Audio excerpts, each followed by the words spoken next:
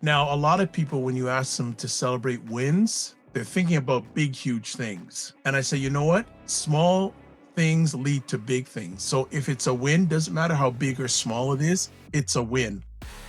Welcome to the Dad Central Show, the podcast that helps overwhelmed dads conquer stress, build confidence, and become the father their family brags about. Join Drew Solon, a leadership coach and father of five, and Ed Gow Jr., a fatherhood advocate and contributor to the Good Men Project, as we guide you through the journey of fatherhood. We'll show you how to connect deeply with your family, manage your time and energy better, and master tools to become the dad you want to be. Let's get started. Before the year ends, take 10 seconds and ask yourself, am I becoming the dad I want to be or just surviving? On today's show, we'll walk through a simple year-end check-in every dad needs to reflect, reset, and commit for the year ahead. You are watching Dad Central, a parenting podcast to reduce stress and build confidence in fatherhood.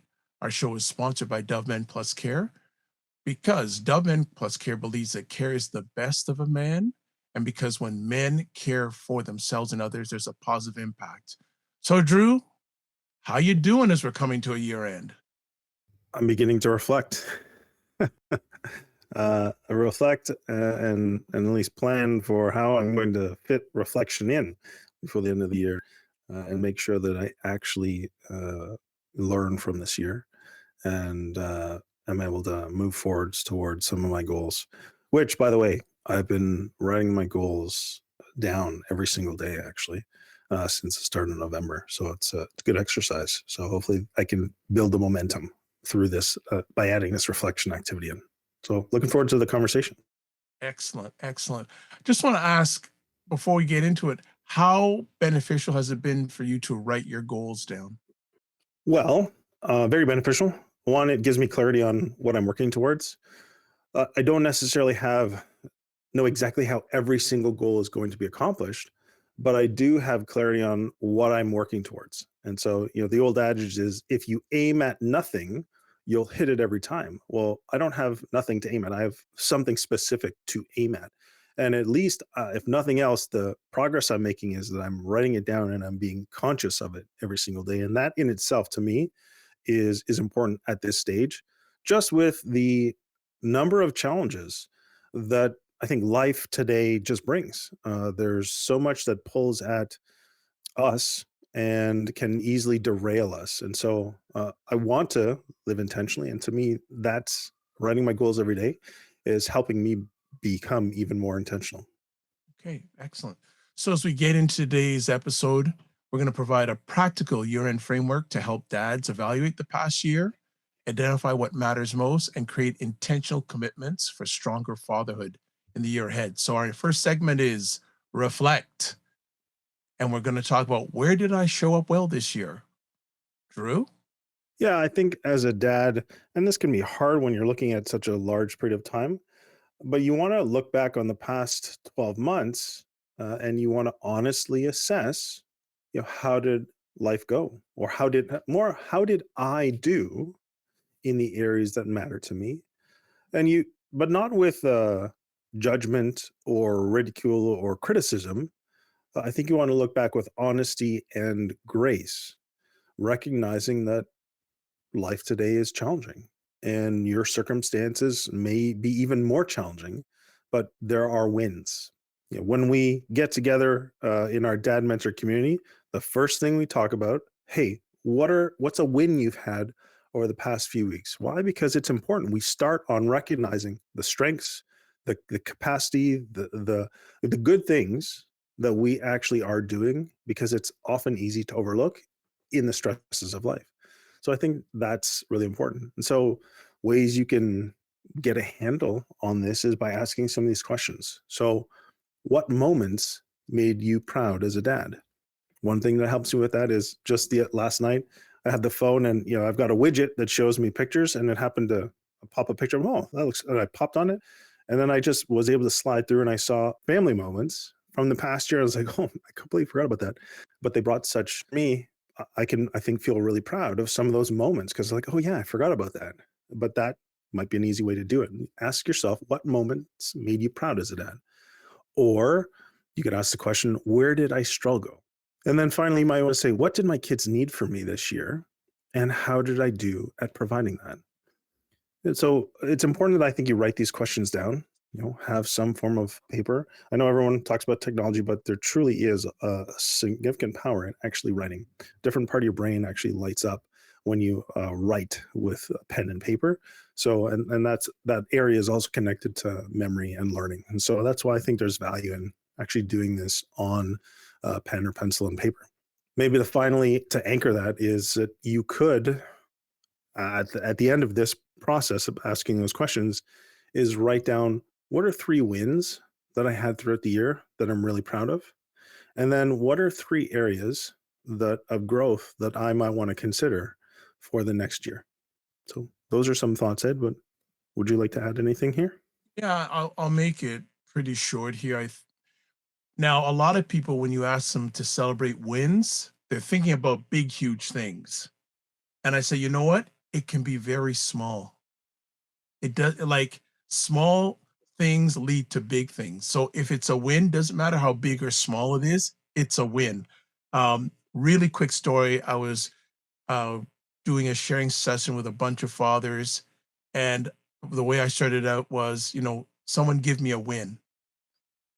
And it was quiet for about 30 seconds. And a guy got up and said, I got out of bed this morning. So a win is a win. Doesn't have to be some humongous thing. If it's a small thing, again, it's the small things that lead into the big things. So I just wanted to just pick that point out that a win is a win and it just creates positive energy. Let's go to our next segment, reset. What needs to change going forward?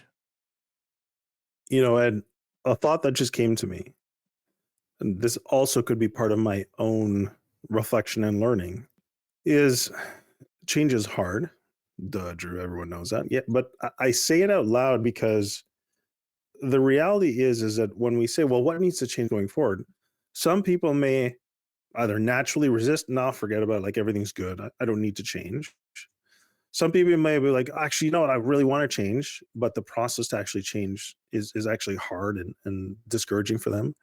And even others, kind of like me, are like, yeah, I want this one change, but the reality is that sometimes I still struggle emotionally with being able to move forward and implement that change. And so I wanted to just put that out there because the idea that we're bringing forward is that, yeah, and the assumption, I guess, is that you want to grow as a dad and you want to see the family and the relationships and the life that is kind of deep inside that you've wished or longed for. And so the assumption is you want to work towards that. So we want to.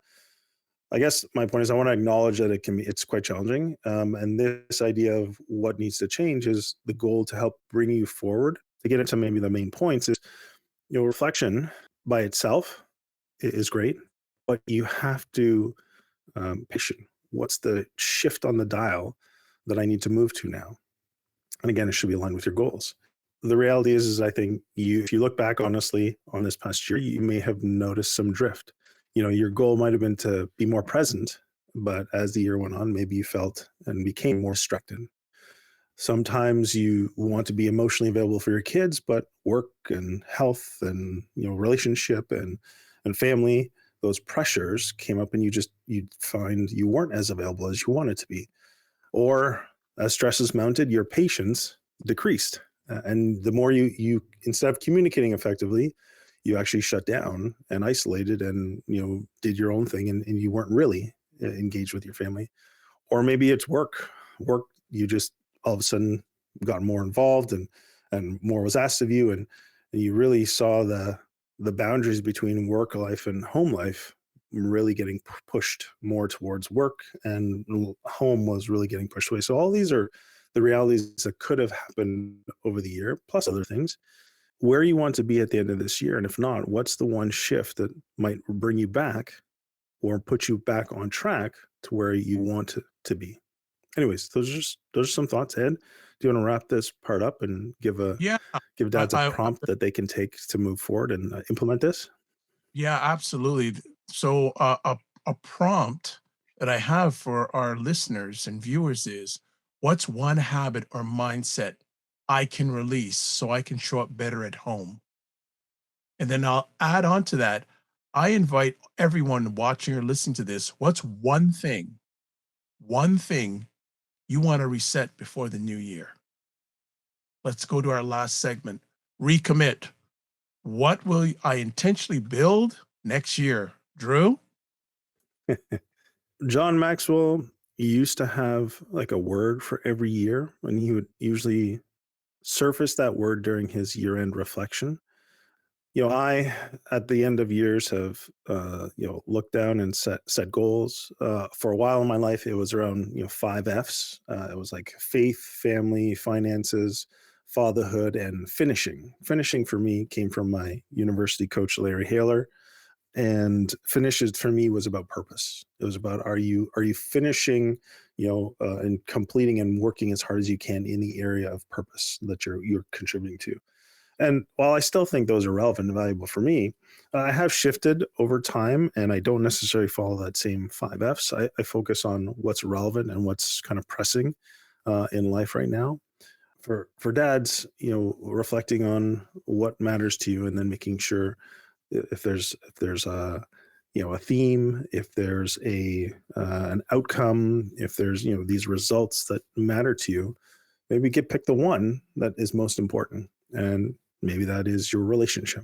Maybe that's the area that you want to commit to. And so we don't have time to go into right now, but there's this idea of the rule of five. Again, John Maxwell shares about it. I've talked about it in our Balanced Dad bundle, short training that I ran in late October, early November. And the rule of five is really about what are the 5 daily actions that you can take that are going to help move you towards your goals. And they're the minimum. And as an example, John Maxwell's rule of five is every day he writes, every day he files, every day he thinks, every day he asks questions, and every day there's one other. Anyways, those are pretty simple, straightforward, right? And so that's the idea of what's the simple daily activity that you can take that's practical, that's easy, that if you did it every single day, it's actually going to move you towards that much bigger goal. Anyways, Ed, you wrap this part up. Yeah. So we can offer three commitment categories. So, and the three C's. First C, connection. One weekly dad kid ritual. The second C, character. One personal growth focus. And then the final C, contribution. One way of modeling service or leadership at home. So I want to encourage, if you're up to it, write a dad intent statement for the year. Short and sweet, but write it down. Don't have it in your head. Put it down so you can look at it. If you're really advantageous, carry it in your wallet so it's always with you in regards to that. So we actually have another segment here. Drew, we have a dad challenge. Well, you know what? I'll take that on.